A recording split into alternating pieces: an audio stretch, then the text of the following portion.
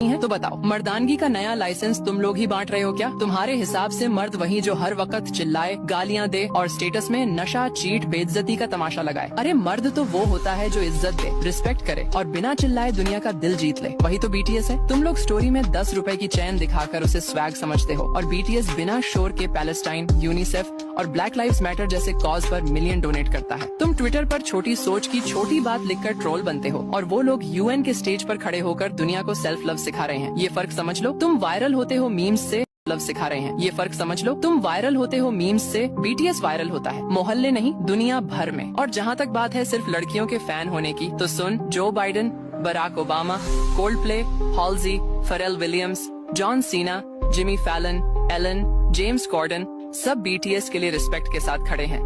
और Colombia, Stanford जैसी top universities BTS के मैसेज को अपने सिलेबस में डाल रही हैं। तुम्हें तकलीफ इस बात की नहीं कि बीटीएस फेमस है, तुम्हें दर्द इस बात का है कि वो तुम्हारी परमिशन के बिना दुनिया का स्टेज ले चुके हैं। और अब सुन, हमारे नबी मोहम्मद ने फरमाया, जो इंसानियत से मोहब्बत करता है अल्लाह उससे मोहब्बत करता है। तो अगर बीटीएस लोगों में मोहब्बत, उम्मीद और बदलाव फैला रहे हैं तो वो सिर्फ आर्टिस्ट नहीं, इंसानियत के एम्बेसडर हैं। और अगर तुम उनकी जात पे सिर्फ इसलिए नफरत करते हो कि वो नॉन मुस्लिम हैं, तो याद रखना तुम सिर्फ उनसे नहीं इंसानियत से नफरत कर रहे हो। और अब बात आई चमचे वाली। भाई हम चमचे नहीं, वो आर्मी हैं जो लिरिक्स में मीनिंग और फैंडम में पर्पस ढूंढती है। हम वो फैंस हैं जो सिर्फ बीट पे नहीं, सोच पे, फीलिंग पे और इम्पैक्ट पे खड़े हैं। तुम चिल्लाकर पूछते हो ये क्या है, हम मुस्कुराकर कहते हैं ये बीटीएस है, बेकार के ट्रोल्स के बस का नहीं। और अगर अब भी समझ नहीं आए तो एक काम करो, अपनी जुबान पे ताला लगाओ और दिमाग में बंडल, क्योंकि अब आगे कुछ बोला तो बीटीएस की आर्मी से नहीं, अपने ही जमीर से बेल मांगनी पड़ेगी। और अगर अब भी समझ ना आए तो नफरत में जलकर बर्बाद हो जाओ। हम प्यार में जीत कर आबाद हो चुके हैं। सब लोग बीटीएस के पीछे क्यों पड़े रहते हैं?